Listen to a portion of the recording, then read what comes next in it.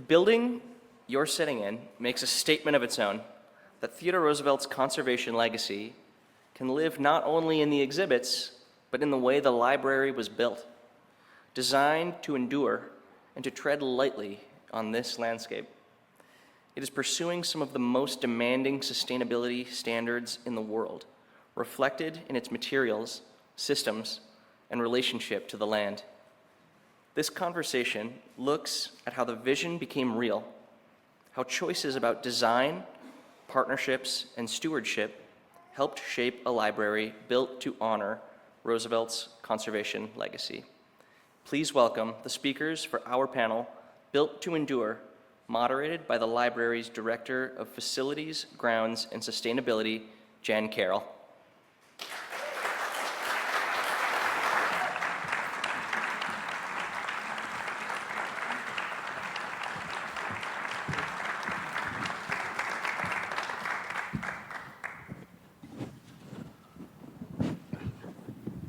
All right, welcome everyone. So today we're celebrating much more than the opening of this remarkable building. We're celebrating the vision, innovation, craftsmanship, partnership that transformed an extraordinary idea into the place we're standing today. Every great project has a story, and that story is ultimately about people. Today, we're fortunate to hear from 3 individuals whose leadership, expertise, and dedication helped shape this library in ways that will be felt for generations. Let me introduce our panelists. So, to my immediate left is Craig Dykers, co-founder of Snøhetta, at the internationally acclaimed architecture and design firm behind the Theodore Roosevelt Presidential Library. Throughout his career, Craig has led some of the world's most celebrated cultural projects, always with a focus on creating places that strengthen the relationship between people, community, and the natural world. To Craig's left is Suzie Medley. Suzie is the vice president of the Fisher Group and a lifelong North Dakotan. She has played an important leadership role throughout the development of this library while helping advance innovative construction practices and supporting the growth of North Dakota's construction industry. And to Suzie's left is Willie Winn, founder and CEO of Winn Construction. For more than 4 decades, Willie has built projects and communities across North Dakota, and his team brought many of the library's most distinctive features to life, including its remarkable architectural rammed earth walls. So thank you all for being here, and let's begin.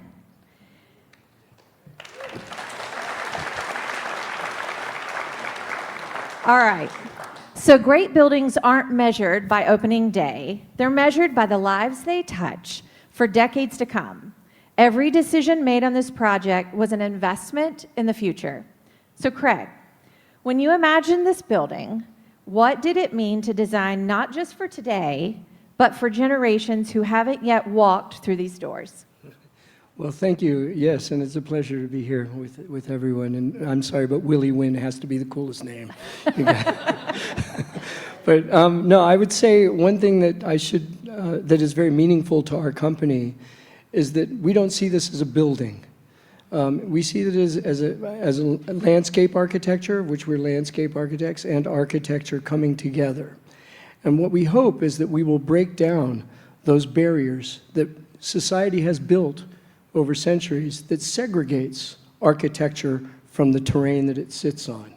So we hope in the future people will come here and they'll learn that a building is as much a part of the landscape as the landscape is a part of the building. And that's not very common thinking today, but it will be more in the future. The power of place is not simply a door and a roof. It's what it takes to get there. As some of us in the building, in our studio like to say, you can have a site without a building, but you can't have a building without a site. Fantastic.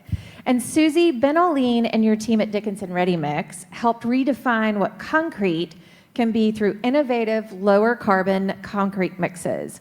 What do breakthroughs like this matter? Why do breakthroughs like this matter for future generations? Thank you so much, Jen. So when the project first came to Dickinson Ready Mix, I remember talking with Ben O'Lean. Ben, will you stand up, our general manager? Give him a round of applause for stepping in the arena and coming up with the mix design. I know the mix design they asked was reduce carbon and bringing it in on time, which meant the durability, getting it to cure on time, was very difficult. But Ben stepped up and he talked to a lot of engineers. It took months of testing, problem solving, collaborating with suppliers, contractors, designers. And eventually he came up with a 65% reduction in the carbon content for the concrete. But the concrete is different in different places in the library. So it's not just one mix design that he had to come up with. Thank you. Yeah, It's great too, by the way. it is great. And I think what we've learned over this project, it was a little intimidating up front to kind of step out into a space around the concrete being different than normal. And I think we found out across the project that it actually is a benefit, far more than a detriment as maybe we kind of had anticipated at first. So I think we can all agree that the most important decisions are often the ones we never see, but generations will benefit from them. So places become meaningful because people invest themselves in them. This library carries the fingerprints of hundreds of North Dakotans. Willie, what did this project mean to your team? And did knowing that their children and grandchildren could one day walk these halls change the way they approach their work? Well, for one thing, not everybody gets a chance to work on a presidential library, which was a big thing to me and our family, and our workers. They all jumped on board and knew that it was going to be some different type of work, and it was going to be a long time. And we knew that a lot of people were going to come there and see it. And that was a real big deal to me. So. Fantastic. Craig, you've worked around the world. What made working alongside North Dakota's builders and craftspeople so special? Well, obviously, I think everybody who's been here knows people are just downright friendly, even when they're mad at you. So, that makes a difference. Any building project has challenges. There's no such thing as a building that, in fact, if it didn't have challenges, I would argue it's not a good building. So coming to terms with decisions that were hard to make was always a friendly kind of experience, and we worked things out in ways together. So that's very unique. And I don't think I mean, there are places that are also friendly, but this is particularly that way. And also, it's not a very densely populated place. So certainly trying to build in a remote location. North Dakota is already remote. Medora is even more remote. And this little butte outside of Medora is like an extra level of remote. Just to get all the construction crews up here and all the teams up here and everything, and to do it without annihilating the landscape while it was happening, because it's easy, construction is a very aggressive, kind of angry process. So to try and tone it down and make it softer was a big part of that. So I think for me, I'll take away the congeniality of people, and also, and by the way, that's not meant to say that there wasn't innovation or, extreme thinking. It was just done in a framework of kind of a friendly atmosphere. So we like to call that North Dakota nice. And Craig, I In can't, the end, yeah. I can't imagine anybody being mad at you. Oh, yeah. Really? Yeah. Really? You want to do what?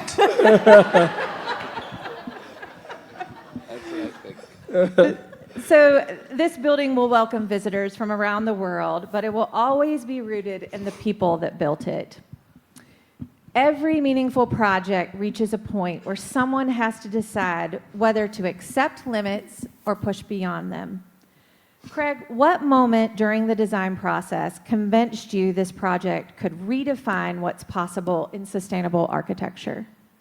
Well, not every aspect of the sustainable thinking or sustainable ideology or environmental sensitivity was a part of the original project. It was actually fairly simple.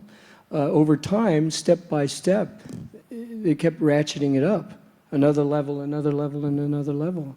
And when the living building certification and the challenge of that arrived, it really wasn't, even for us, it was a little lesser known. And for everybody to take it on and say, well, yeah, not only are we going to do it, we're going to have a team of like 30 people helping it out to make sure that it happens. That's a rare kind of client kind of direction. So I think when we finally got to that, and your team and the teams that are associated with you were applying themselves to the project, we knew that it would be real, because you don't always succeed. It's everyone wants it to succeed because we all like, wow, yeah, we're going to do that. But it's a bit like Theodore Roosevelt himself, who we always would have said, you have to take it on. It's probably not possible, but let's do it. And I always say Theodore Roosevelt was in every design meeting telling us, yeah, I know you can't do this, but do it anyway, sort of thing. I agree. And I think that's attributed to having a CEO that's a visionary. Ed pushed our team beyond the boundaries. Every time we would come back to Ed and say, well, I don't know that this is possible, it was a figure it out. Let's figure it out and get it done. So I really resonated with the fact that he really, not only from an innovation perspective, sustainability perspective, did he push us, but we pushed the boundaries in a lot of different ways on this project. That likely wouldn't have happened had we not had the leadership team and the board and the CEO. And you know, even the then governor, now Secretary of Interior, was pushing this very, very strongly. And sometimes just little things, like one of my favorite stories is when we were trying to figure out how close the parking should be to the building. And you know, it's often the case in the United States, people want to park inside the front door. So, you know, how do we get a road into the front door? And, you know, we were trying to preserve the landscape and make this beautiful place have its strength after the building opens. And so we found an area, and some people were nervous. It's too far away. And the then governor, now secretary, said, well, you know what? There's a shopping mall in Fargo. Measure the distance from the closest parking lot space to the door of the shopping mall, and I guarantee you it's further away than what your parking space is here. And so we presented that, and it's kind of hard to say, well, it should be closer. So we were closer than the Fargo shopping mall parking. Priorities. Parking was a really challenging conversation. Yeah. I think we talked a lot about the number of parking spaces that were necessary to support the activities on the bluff top, and how do we overcome that. But I think the result, when you look at the project today and the preservation of the landscape that occurred, it was important. Those hard conversations were important to our success. So Willie, your crews mastered construction techniques that only a handful of contractors in the country have accomplished. How did embracing those challenges change what your team believes is possible? Well, you know, if you know Steve, you can't say no to him, which I did a few times, and because I said, we've never done this before. No, I don't think Steve is Never here. did this before, but you know, you can't say no to Steve, and pretty soon it was, I'm glad we took it on, because it was exciting for me anyway, and our men that did it. We took a trip to Sheridan and Cheyenne and looked at some walls, and Craig was along. No, I wasn't on You that weren't there. Aaron was along. Aaron was there. And a bunch, quite a few other people. I'm bad with names, but there was some good people that came along, talked a lot about what what it should be versus what we were looking at, come up with some good plans. There was a Jennifer Jackson, Yeah. very talented person, and some other people. I can't remember their names, good bunch. Yeah. But all those discussions we had and talking about what we were gonna do brought us to the plan. And then our guy Kenny Jessup, very good young man, hard working, he took it over, and we spent hours talking about what to do, what not to do, which with Kenny, you can only talk him, he'll only talk to you about 15 minutes, and he's got, you know. But it was actually fun. It was exciting and challenging, and those guys took it and did a great job with it, and I think it turned out very nice. It was stressing for a while because, you know, once it's done, you can't look at it for a while. So, and then I was afraid of what Aaron was going to say, and so there we go. Go ahead. I think it's so amazing when we're picking out all these little pieces, like you were talking about the rammed earth walls, the concrete, all the little samples we look at for the chairs you're sitting in, to the walls that we're putting up. When you see it come together, it's amazing. It doesn't even, the drawings and mock-ups, it doesn't even compare. I even see the videos online, and in person, it is so beautiful. It's so worth coming to see. You know what? Yeah. I wanted to say something that I don't think I've told you before. We haven't had a lot of time to talk since it opened. But I have mentioned I have the privilege of being able to lecture around the world in many, many places. It's very fortunate. And I've mentioned that rammed earth wall in your company several times in the most faraway places you can imagine. And I was not long ago in Colombia, in Bogota, and I showed a picture of that wall, and then I tell the story, how we put out this rammed earth wall to bid, and everybody said, we're not touching it. Nobody's going to get close. And then your team and some younger people who remind us a little bit of ourselves, because we were a very young company at one time. I was 28 when we started our company. And we took on the Alexandria Library in Egypt, and I think if we were any older and more experienced, we would have walked away from it. So there was some youth there, and we had just enough naivete to say, yeah, we're going to do it. And you did it, and I'll never forget when we took away the first scaffolding and everybody was there. I never once thought it wouldn't be successful. I knew you were going to do it. But it was nerve-wracking, and they pulled off the screen, and I remember the air coming out of everybody's mouth was just wow. And the two guys that were there, and I wish I could remember their names, I thought they were going to collapse. They were like these big guys, and they were, and that was one of my favorite moments I can remember of any project in, nearly 40 years. Thank you. Thank you. Thank you. So just for a little additional context to this conversation around the rammed earth wall, Steve Forey is the general superintendent for J.E. Dunn Construction, who was the construction manager at risk on the project. And it took Steve about 9 months to convince Willie that this was a piece of the project he wanted to take on. And I will say it is one of the pieces that is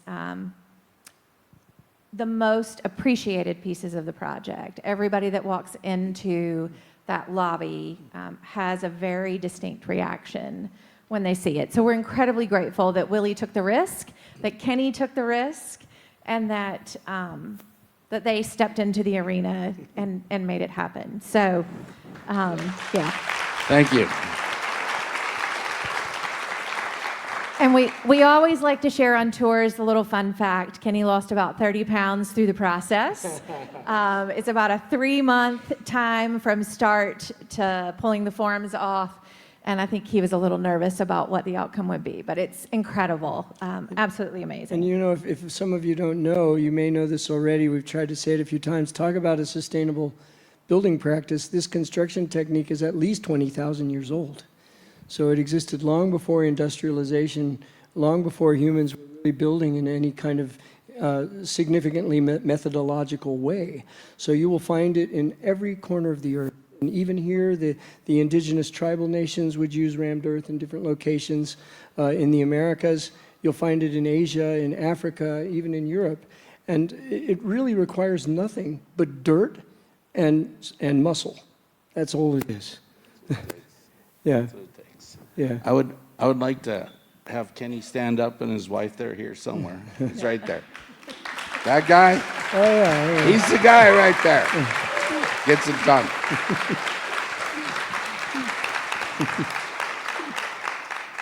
Fantastic. Okay, let's skip to the next one. So the finest craftsmanship isn't measured only by what we build. It's measured by the impact we leave behind. Suzie, where do you see the greatest opportunity for the construction industry to build more responsibly without sacrificing quality or performance? Thank you so much, Jen. So, I don't know where to begin on this one. I think the biggest point is trying to mesh sustainability with durability. And what we did here is we did reduce the carbon footprint, which will be more sustainable over the years, but we did not compromise our durability. And that was a hard blend to come together. And to do that, it really took everybody, meeting contractors, engineers, Snøhetta, everybody had to get together to approve these new designs. So, Suzie, do you anticipate that Dickinson Ready Mix will continue to use low-carbon concrete on projects? I think so, and I really think that's the wave of the future. I was talking to Ben O'Lean, and he really pointed out that it would be great if people would understand less is not always more. And with less, you can make something sustainable and durable that lasts over time. And that really is where I think construction is moving. I think contractors are very much more aware of the impact of the environment when they are building. You just don't see that because it's happening behind the scenes, in labs, in engineering offices, and it's not something really publicized that people want to hear about. You know, it's one thing I like to say as a metaphor for people to understand this better, is that if you make a building, any building, anywhere, somewhere, there's a hole in the ground equal to the size of the building you just made, because you have to get those resources from somewhere. So there's some place out there where you're taking them from to bring them here. And sometimes those holes are even bigger than the building. So understanding it in that simple way often helps people to understand the impact of what it is that we do, because it is a kind of a ruthless business to make things. So we have to work extra hard to keep it clean and keep it responsible. So true. So, Willie, can you speak to, from your perspective, the change in the concrete mix? How did that impact your trade? And is there a benefit to it? Would you be willing to work with it again? Can you speak to that a little bit? Well, in the beginning, it was like, it always works in the lab. Somehow you got to take it out in the field to make it work. So it wasn't a whole lot different, but it just took a little bit of how to do this, how to do that. It was mostly in the flat work, the finishing different, and yeah, that was about it. It was you had to learn how to take care of it and what to do, because the mix was, the slump was higher, but then it would set up quicker. So it just took a little bit, but after a while, those boys had it and they didn't know the difference. It worked good. Awesome. So great buildings don't happen by accident. They're the result of people who care deeply about doing things the right way. Long after we're gone, this building will continue welcoming visitors, shaping conversations, and inspiring new ideas. Every generation leaves something behind. This is one of ours. Craig, what do you hope people feel the moment they arrive here, 50 or even 100 years from now? Yeah, where's the bathroom? No. I'm glad I didn't drive a car here. Yeah. No, I mean this place, when you come here, and I started with this early on, the places that we build within, the landscapes, the terrains, the habitats, the places where we occupy, because every time we occupy a place, whatever it is, a home or a library, you're displacing things, birds, animals, grasses, all of these things get pushed to the side. And this project does not do that. It puts it in the center. And I think when people come here and they see that you can build for yourself, because this is for us, but you're also building for the rest of the population that is around us, all the living creatures that are losing their habitat, losing ways to stay alive anymore. I mean, the amount of loss of life that we're experiencing at this moment in time is exceptional. And I think that when they come back here and they see, I brought this because I'm so happy, there's my little rabbit. When they see the little rabbits or whatever they see out there, even if it's a scorpion or I don't care what it is, even if it's a rattlesnake, it's life. And it's life in its purest sense. That's the other thing about this. I know when some people came from New York, they were like, where's the handrail on the boardwalk? Well, you don't need it. It's just grass. And So, I think people will see that and they'll say, maybe I need to reconnect with the world around me, because everything we've been doing for at least 200 years is separating us for that. We're so into the industrialization of our lives. Even it's hard to open a door anymore by yourself. They're like rotating doors. Or escalators. You can't even take a stair anymore because you got to get on a motorized one. And lights are all artificial. There's hardly any natural light. So grasses and the native plants that we have growing here are disappearing quickly. So that's my hope. They'll come back and they say, yeah, you don't have to have one erase the other. They both support each other, which is, I think, Theodore Roosevelt's sort of dedication even to politics. He even said, you can be, a plant or a building, but you can both get along. I think that's one of my favorite things about the project is whether you're inside or outside, you have this connection to nature through the materiality that surrounds you, through the landscape. And I think you're absolutely right, Craig. We need a reconnection to that. And we're providing that opportunity to our visitors. The ability that someone that requires ADA assistance can get out into the Badlands today and have that experience where they might not otherwise have that opportunity. I think that connection to nature is so important to our communities that we are having the opportunity to provide that here. And so I'm so grateful that that was the vision early on and that vision has been fulfilled upon. Suzie, what lasting impact do you hope this project has on the future of construction in North Dakota and beyond? Thank you, Jen. I think one main point we really need to bring out is that this was built in North Dakota by North Dakotans with North Dakota material. And I think if you put all these North Dakotans in a room, there's nothing they can't do. And this library is a testament to it. It's phenomenal. And I think this will bring children out, away from their screens and coming out. And even though there's a lot of AI in the library to keep them entertained, I think there's so much beauty in the walk around that it will let them enjoy nature in a very safe and beautiful environment. And I think it's important that our library, we treasure and protect our natural resources. And we do that here. And I know, Craig, you could even talk more about all the plants and how they're... At least the landscape architects could. Or Oh, yes. All the different plants and how they're trying to bring in all the plants of North Dakota and the sustainability.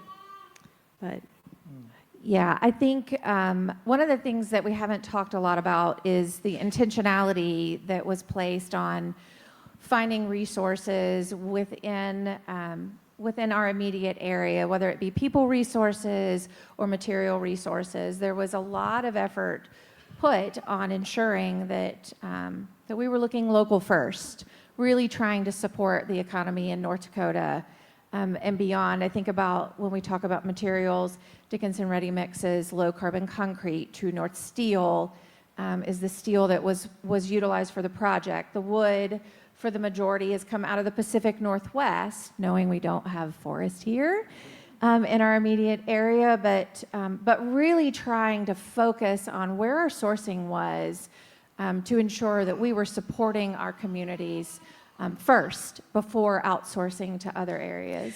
And I do believe that when local contractors are actually doing the work, there is a lot more responsibility and pride in it than some contractor that just kind of comes in, they pass through, they do the work, and they're gone, because we are going to be bringing our children, and they'll be bringing their children in here to see it. And I think that's a great point that we haven't even talked about today is the pride aspect.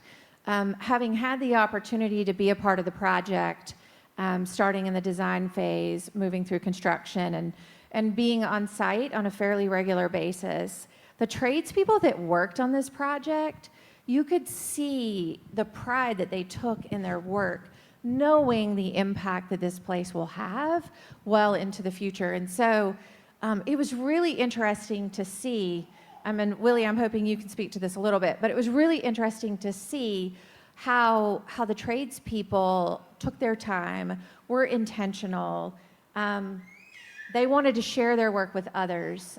So I think it was an important aspect in the project, and it's a great element, Suzie, to highlight, is that everyone that's been a part of this, I believe, has really taken a lot of pride in their work. So Willie, I'll ask you to speak to that with your staff, and then I'd also ask you to speak about when your grandchildren stand here one day, what do you hope they'll understand about the people who built this place? Well, with our people, I'm kind of, I'm reminding them every day. There's going to be hundreds and thousands of people coming to see this, and your kids and grandkids will be there. So make sure what you do, you pay attention, and do a great job. And every one of the ramrods that came out here that run the crews, they had pride in what they did, and they cared about what they did to the end. And it goes back to Kenny. He was over top of all of them and made sure every day that things turned out the way they were supposed to. And so down the road, when people come here, I'm hoping that they see that there's a lot of hardworking men that worked many hours, and it was hot. At times it was hot and windy. Sometimes, like I said today, sometimes it rained sideways, sometimes straight down, sometimes light, sometimes it stormed, and so over 3 years, those boys worked in all those conditions, and nobody whined, nobody complained. They just went out and got it done every day because they knew where we were all headed to here. That's where we're headed. And just so you know, Willie's team were the first ones on site, June 8th of 2023. They were the first ones to move earth on the site, and they were here as of this morning filling in some areas. So they have been a part of this project every day since we broke ground on June 8th, and they've been an important part. I will say another aspect that's been really interesting is that Willie mentioned the men that did the work on this project, but there have been a lot of women on this project, which has been, I will say, has been impressive, from the design side of things to tradespeople to the contractor. I have been so impressed in the amount of women that have been a part of this project, which I think has been really impactful when you look at the end result. Sometimes it's just visual. I have seen many times here when I've seen more female staff or people on site than male. It's not a trifle thing. It was a large number. Yes, absolutely. So as we've heard today, the library represents far more than extraordinary design or construction. It reflects what's possible when vision, innovation, craftsmanship, and community come together in service of something larger than ourselves. Theodore Roosevelt once said, "Far and away the best prize that life has to offer is the chance to work hard at work worth doing." Looking around us today and listening to the stories behind this place, I think it's safe to say this was work worth doing. On behalf of the Theodore Roosevelt Presidential Library, thank you, Craig, Suzie, and Willie, for sharing your stories and for the role that each of you have played in creating this extraordinary place. And thank you to all of you for joining us today, and I hope you enjoy the rest of this historic celebration. Could I ask my team to stand up too? They deserve it.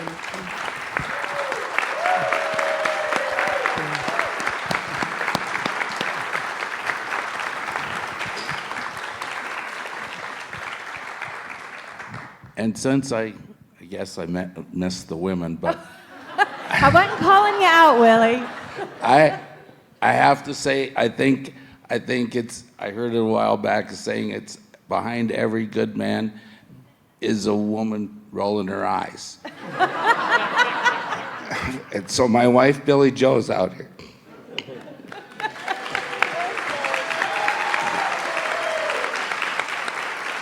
And my two daughters are here, Taryn and Tiffany are here, and my granddaughter, Leica.